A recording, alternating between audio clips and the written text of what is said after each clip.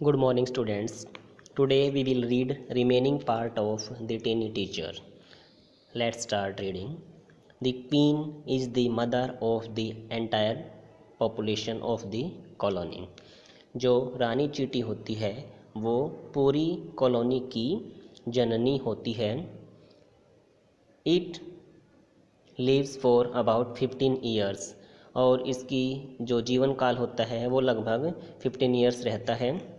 It has a pair of wings और इसके पंखों का एक जोड़ा होता है.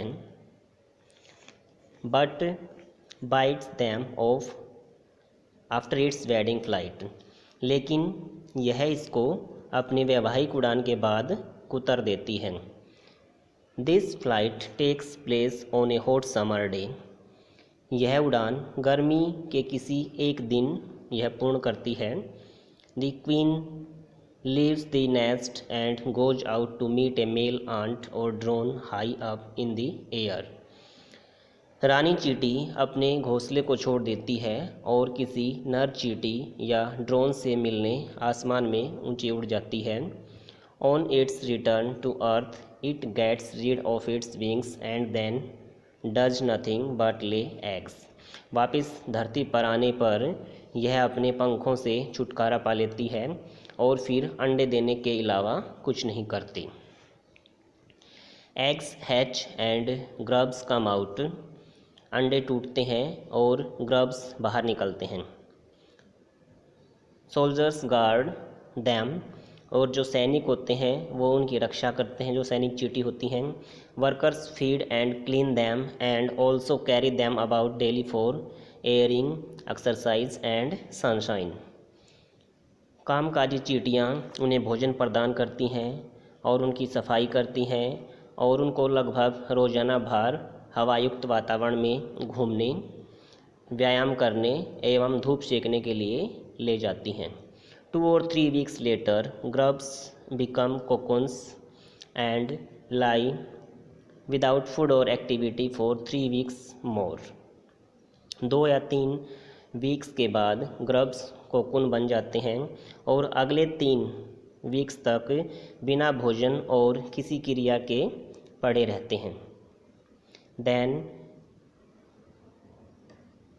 The cocoons break and perfect ants appear, जब कोकून टूट जाते हैं तो एक पूर्ण चींटी बाहर निकलती है. Now it's time for teaching and training, अब इनकी पढ़ाई और प्रशिक्षण का समय होता है. New ants learn their duties from old ants as workers, soldiers, builders, cleaners etcetera. नई चींटियाँ कामकाजी, सैनिक, निर्माता, सफाई कर्मी चींटियों के रूप में पुरानी चींटियों से अपने कर्तव्य सीखती हैं. After a few weeks training, the small ants are ready to go out into the big world of work. कुछ वीक्स के प्रशिक्षण के बाद छोटी चींटियाँ विशाल कार्य क्षेत्र, इस पूरे संसार में प्रवेश करने के लिए तैयार हो जाती हैं.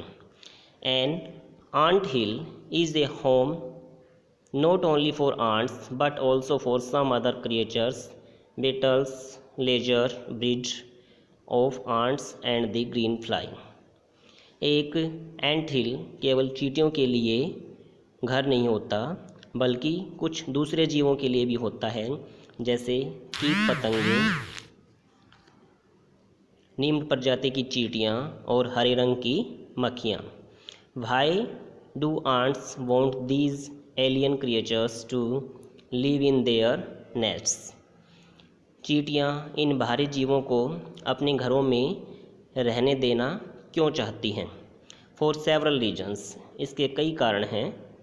Some give off smell pleasant to the ants senses, कुछ चींटियाँ अपनी इंद्रियों के लिए सुहावनी गंध छोड़ती रहती हैं. Others gives sweet juices and some are just pets और play things like cats and dogs to human beings, दूसरी मीठे रस प्रदान करती हैं और कुछ केवल पालतू अथवा खेलने के लिए होते हैं. जैसे मनुष्यों के लिए कुत्ते और बिल्ली होते हैं। The green fly is the ant's cow. हरे रंग की मक्खी चींटियों के लिए गाय के समान है।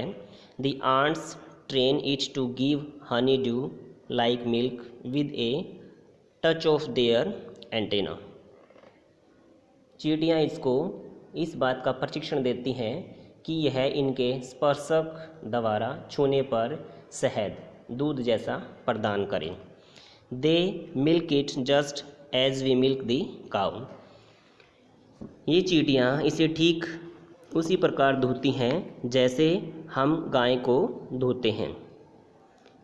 Has man learned as much as ants have.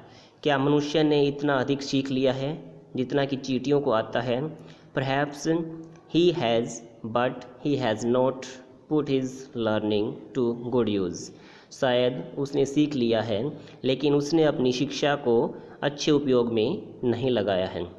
He may still learn a few things from this tiny teacher.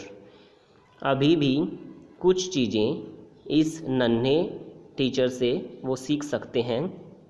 Hard work जैसे कि कठिन मेहनत, sense of duty and discipline मेहनत, कर्तव्य और अनुशासन की भावना, cleanliness, care for the young ones स्वच्छता, शिशुओं की देखभाल, और above all a firm loyalty to the land where he lives.